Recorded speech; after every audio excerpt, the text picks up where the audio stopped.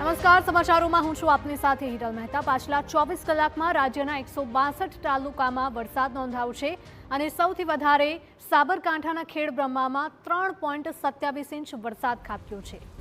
બનાસકાંઠાના વડગામમાં વરસ્યો છે 3.11 ઇંચ વરસાદ।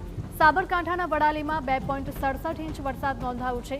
મહેસાણાના સતલાસણામાં 2.52 ઇંચ વરસાદ નોંધાયો છે। રાજ્યના કુલ 29 તાલુકામાં નોંધાયો છે 1 ઇંચથી વધુ વરસાદ।